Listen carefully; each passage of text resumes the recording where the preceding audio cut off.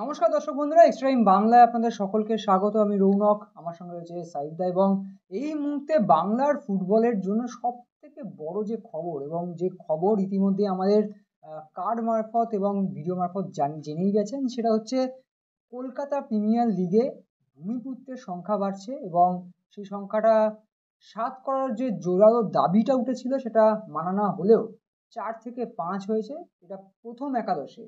এবং তার সঙ্গে আরও বড় যে আপডেট সেটা হচ্ছে যে প্রত্যেকটি দল, যে দলগুলি কলকাতা লিগ খেলবে, সেই প্রত্যেকটি দলে কমপক্ষে 15 জন ভূমিপুত্র সাইনিং অত্যন্ত জরুরি। এটা ছাড়া আপনি দল নামাতে পারবেন না।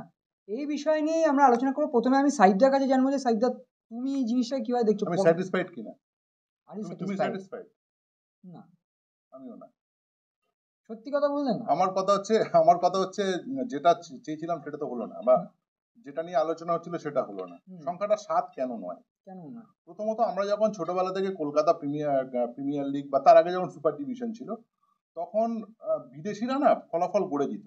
যদিও দেশের তারকারা ছিলেন, সেটা ভিন রাজ্যের হতে পারে, বা আমাদের ফুটবলারদের তখন অনেক বেশি যোগ্যতা ছিল বা তারা খেলতেন, বা আমাদের ভূমিপুত্র যারা তখন পাড়ায় পাড়ায় এক একজন সুপারস্টার ছিলেন। তা এখন কথা হচ্ছে, ফুটবলটা কি আমাদের জীবন থেকে চলে গেল? এখন কথা হচ্ছে সেই সমস্ত প্রশ্ন উজ্জ্বতা।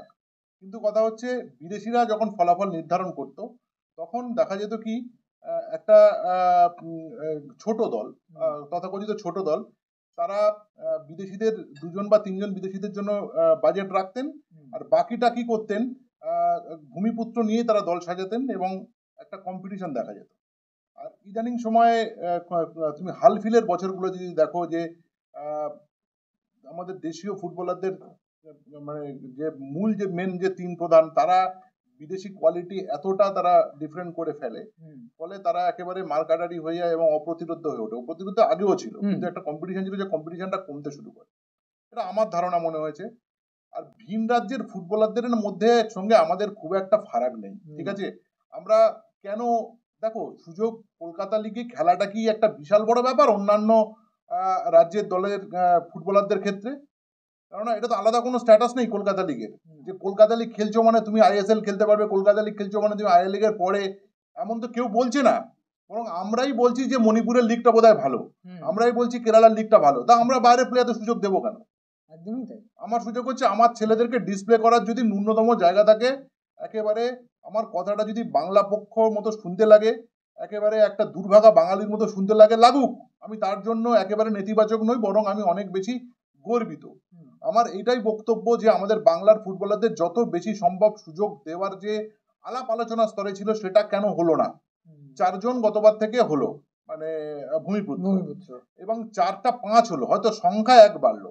হ্যাঁ, মেন দলে 15 জন ভূমিপুত্রকে সই করাতেই হবে, এটা যেমন প্র্যাকটিসে ডিসপ্লে করার সুযোগ পাচ্ছে, এটাকে স্বাগত জানাতে হবে। কিন্তু প্রথম 11তে কেন সংখ্যাটা 7 নয়, এই প্রশ্নটাও থাকা উচিত।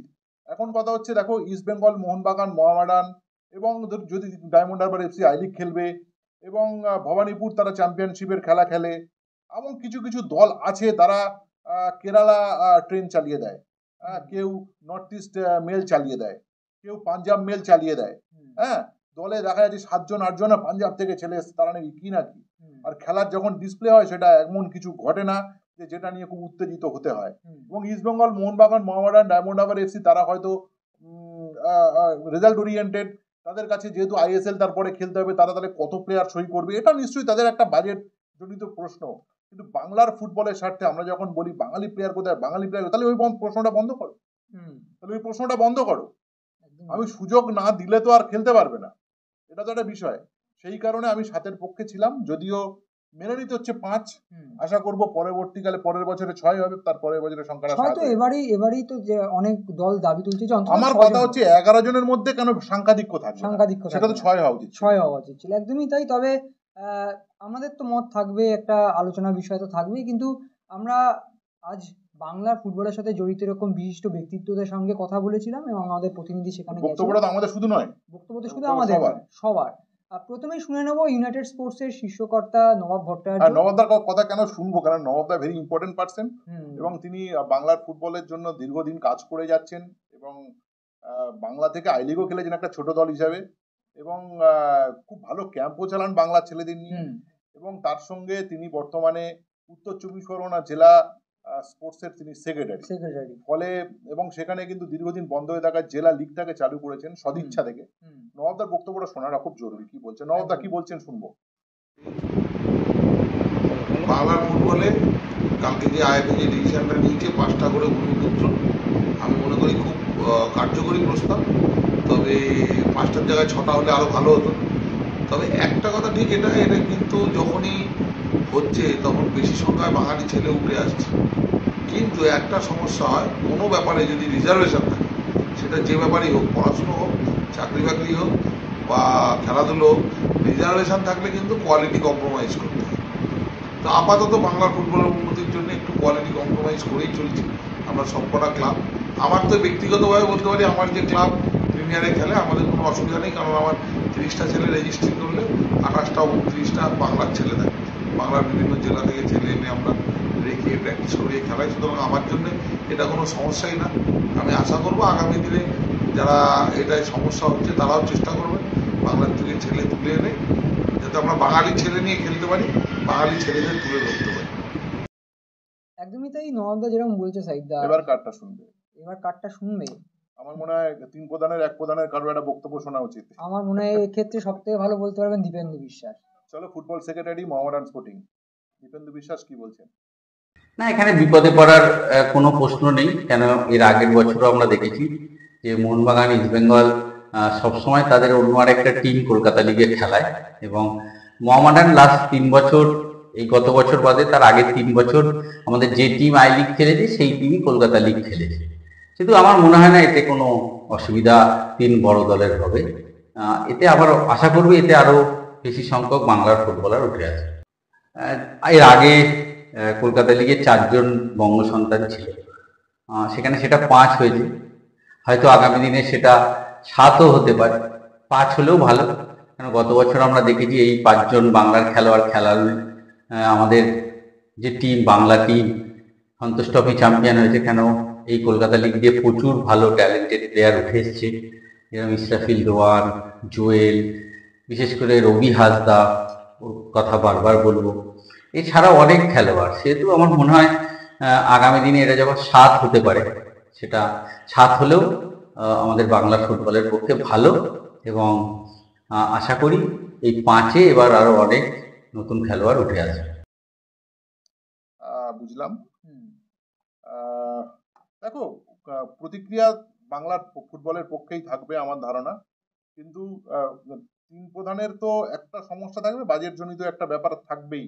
কেননা তারা রেজাল্ট ওরিয়েন্টেড দল, কেননা তুমি আলটিমেটলি খারাপ খেললে তোমাকে প্রশ্নটা উঠবে। কিন্তু 3 প্রধানেরই দায়িত্ব বাংলার ফুটবলকে টেনে নিয়ে যাওয়া, কেননা তারা না থাকলে ভারতীয় ফুটবল হতো না, তারা না থাকলে বাংলার ফুটবলও হতো না।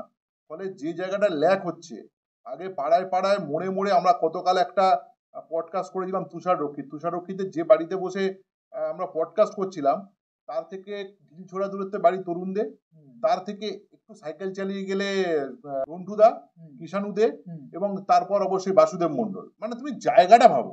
এবং মোহনবাগান ইস্টবেঙ্গল খেলছে বহু প্লেয়ার আছে, শুধু ওই জায়গাটা কথা। তুমি যদি চন্দননগরে যাও, তুমি যদি সোনারপুরে যাও, তুমি যদি খড়দা যাও, তুমি যদি শ্যামনগরে যাও, এক একটা প্রায় কটা স্টেশন থেকে হয়তো একটা ইন্ডিয়া টিম তৈরি হয়ে যেত।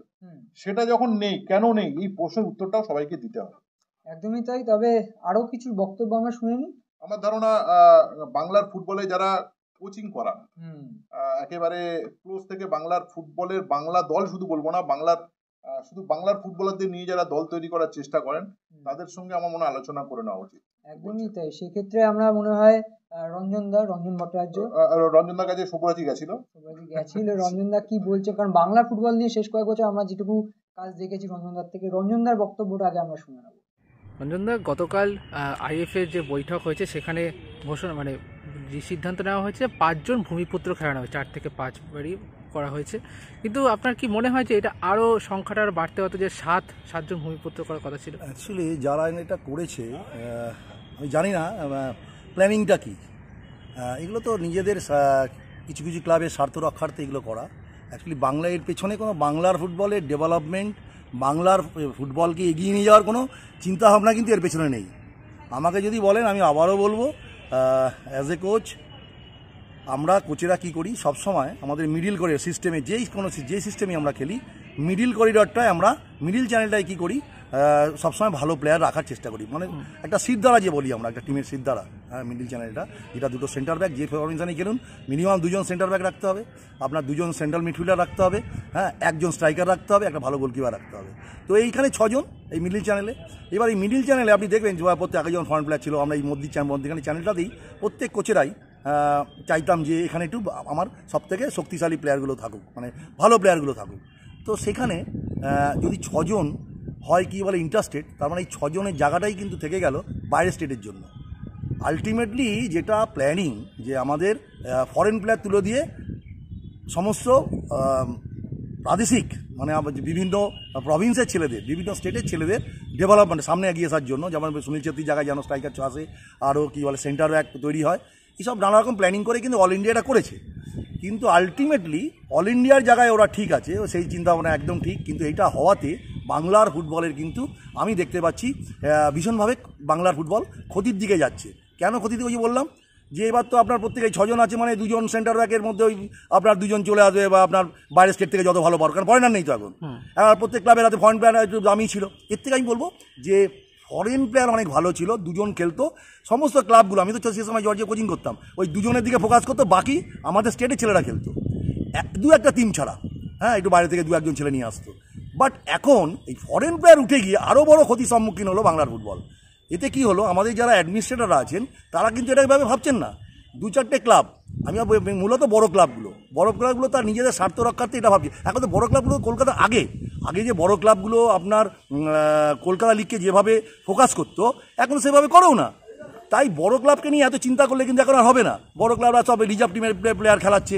তো আলটিমেটলি এই যে আমরা কোচ হিসাবে আমি বলি যে কী হতো, ইস্টবেঙ্গল এগেন্সে কোচিং করবো, মোহনবাগানে সারা বছরের একটা স্বপ্ন থাকতো আমরা যারা ছোটো ক্লাবের কোচ, এবং ওই অত দর্শক তার মধ্যে কি বলে আপনার ওরা মানে শক্তিশালী টিম, তার এগেন্সে যদি একটা পয়েন্টও পেয়েছি কি জিতেছি তো বলার কথাই নেই, আমরা আনন্দে আত্মারা হতাম, সেটাই আমাদের মোটিভেশন ছিল। এবং প্লেয়ারদের কাছেও তাই, নট অনলি কোচ, প্লেয়ারদের কাছে ইস্টবেঙ্গল মোহনবাগানের সাথে ভালো ফুটবল খেলবো, তাদের নজরে পড়বো এবং পরের বছর আমাকে যেন ডাকে, সে তার জন্য সেই মোটিভেটেড হওয়া। তো সেই জায়গাতে এখন এইগুলো সব গুড়িয়ে গেছে। এখন আপনি যতই বড় ক্লাবের ভালো খেলুন, হ্যাঁ আপনার কোনো ওইখানে যাওয়ার কোনো জায়গা নেই। আপনি যদি লাস্ট 4-5 বছরে দেখেন যে কলকাতা লিগ থেকে কটা প্লেয়ার কী বলে বড় ক্লাবে আইএসএল দলে সাইন করেছে, দেখতে পাবেন 1 কি 0, ঠিক আছে, এইভাবে দেখতে পাবেন। তো আলটিমেটলি তাই আমার মনে হয় আইএফএর কিন্তু এখন চিন্তা করার সময় এসে গেছে যে বড় ক্লাবের যে কারিশমাগুলো ছিল আগের বছর আগে যে লিগগুলো হতো, বড় ক্লাবের যে কারিশমা ছিল সেগুলো কিন্তু এখন শেষ হয়ে গেছে, কারণ বড় ক্লাব তো সেভাবে একটু ফোকাস করছে না। আপনি খেয়াল করে দেখেন, তাহলে আমরা বড় ক্লাবের স্বার্থটা কেন শুধুমাত্র দেখতে যাবো? যে বড় ক্লাবের কী বলে ভিন্ন রাজ্যের প্লেয়াররা খেলবে, বেশি প্লেয়ার সাইন হয়, তাই কি বলে ভিন্ন রাজ্যের প্লেয়ার বেশি রাখতে হবে। আলটিমেটলি তাহলে বাংলা ফুটবল কী হচ্ছে? তো আপনি দেখবেন এই আগামী 3 বছর এটা যদি চলতে থাকে, আগামী বছর 3 পরে বাংলায় দেখবেন সেন্টার ব্যাক একদমই নেই। তারপর হচ্ছে আপনি দেখবেন কি বলে মিডফিল্ডার কমে আসছে, স্ট্রাইকার 0 পর্যন্ত হয়ে গেছে। তো সেই জায়গা থেকে এই সিস্টেমে যদি থাকেন, আমি তো আমার কথাই বলবো যে 9 আর 2 হলে সব থেকে এটা যে সুদূর প্রসারী, বা খুব বেশি হলে 3, আপনার 8 আর 3, 8 জন আমরা, 3 জন হচ্ছে ইন্টারেস্টেড, এইটা হলে সব থেকে ভালো। এবং আমি এবছর সুরির সঙ্গে এখনও অবধি আমার আপনি প্র্যাকটিস দেখলেন, একটা বাইরের স্টেটে ছেলে দেখেননি। এবার আমাকে নিতে হবে আইপিএল, এই জন্য আমি তাকিয়েছিলাম, আমি সব বঙ্গসন্ধান নিয়েছি, 2-1 বাইরের স্টেটে ছেলে নিয়েছিলাম। তো সেখানে এবার আমাকে আবার ভাবতে হচ্ছে নতুন করে, স্বাভাবিক। এবার আমার পাশের লোকজন যখন করবে, তখন আমার ক্লাব কর্তৃপক্ষ, আমি যতই বলি আমার ক্লাব কর্তৃপক্ষ তখন চাইবে যে আমিও সেরাটা হতে, আমি বাইরে থেকে আরও ভালো ভালো ছেলে নিয়ে আসবো। তো এইটাই কিন্তু এই মানসিকতাই কিন্তু ক্ষতি করছে, যেটা আমার ক্লাব আমি দেখেছি, আমার খুব ভালো লেগেছে। স্বরূপদা কালকে এটা নিয়ে দারুণভাবে লড়াই করেছে, যেটা আমার খুবই ভালো লেগেছে। যে ক্লাব আজকে এইভাবে ভাবছে বাংলার ফুটবলের জন্য, অন্তত সুরজির সঙ্গে ভাবছে, কে ভাবলো না ভাবলো আমি জানি না, ঠিক আছে, কিন্তু আমার স্বরূপদার কালকে একটা ইন্টারভিউ দেখে খুব ভালো লেগেছে যে উনি অ্যাটলিস্ট আইএফের পদে থেকেও এইভাবে বাংলার ফুটবল নিয়ে চিন্তা করছে। তো যাই হোক, তো এটা আমি অনির্বাণ দত্ত থেকে আর একটু অ্যাগ্রেসিভ মনোভাব আশা করেছিলাম যে আমাদের জয়দা অনির্বাণ দত্ত সেক্রেটারি এটা আর একটু হবে, অ্যাটলিস্ট এবছর আমি বলছি অন্তত আমাদের পক্ষে সংখ্যাধিক্য হওয়া উচিত ছিল। অন্তত আমরা 6, ইন্টারস্টেট 5, আমাদের স্টেট লিগ আমরা ইনফেরিয়ার, ইন্টারস্টেট সুপিরিয়ার, মানে আদার স্টেটের ছেলেরা হচ্ছে সুপিরিয়ার এখানে। তো সেই জায়গায় বলছি আমি এখানে ওইভাবে বিভাজন করতে চাইছি না। বাংলার ফুটবলকে বাঁচিয়ে রাখতে গেলে এটা আবার কিন্তু ভাবতে হবে। আমি সারা বছর কেন আমি এই ধরনের টিম করেছি আপনাকে আবারও বলি, এখন অব্দি আপনি প্র্যাকটিস দেখলেন যে একটা বাইরের স্টেটে ছেলে নেই।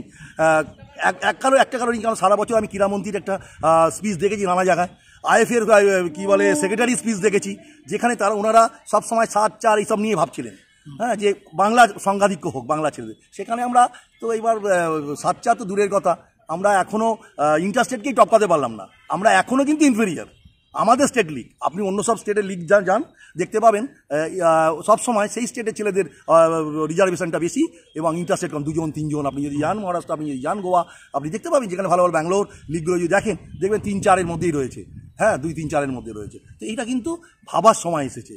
আর একটা কথা বলি, যে আগে যে লিগ হতো, আগে যে কলকাতা লিগ হতো, তখন কিন্তু 3টে বড় ক্লাবকে নিয়ে ভীষণভাবে আইএফের ভাবা, যেখানে আমরাও ওই ছাড়া হবে না। কিন্তু এখন যে লিগ হয়, সত্যি করে বলুন তো, 3টে বড় ক্লাবের এই লিগের জৌলুস বাড়াতে বা কোনো কিছুতে কোনো ভূমিকা আছে? ওই তো কোনো ভূমিকা নেই। যে ওখানে আইএসএলের প্লেয়ার কিছু 2-4 জনকে বা নাম ফেমি প্লেয়ার খেলিয়ে দিচ্ছে, তাও না। যে কী বলে তার জন্য মাঠে ভিড় হচ্ছে, অন্তত 2-3 জন করেও যদি খেলায়, তাও আইএফএ যদি এই শর্তটাও দিত যে আচ্ছা ঠিক আছে আপনাদের কথা রাখছি, কিন্তু আইএসএলের বেশ কিছু প্লেয়ারকে আপনারা ঘুরিয়ে ফিরিয়ে খেলান। ঠিকই আছে, রঞ্জনদার বক্তব্য আমাদের বক্তব্য প্রায় কাছাকাছি। হ্যাঁ, স্বাভাবিক। তিনি আরেকজনের বক্তব্য আছে, রাজদীপ নন্দী, রঘু নন্দীর সুযোগ্য পুত্র, তিনিও বাংলারই কোনো এক দল, কোনো সময় কোনো দল, একাধিক দল নিয়ে তিনি কাজ করেন বয়স ভিত্তিক, এবং রঘুদারও যে ইডিওলজিটাও আমার মনে রিফ্লেক্ট হবে। অবশ্যই তাই।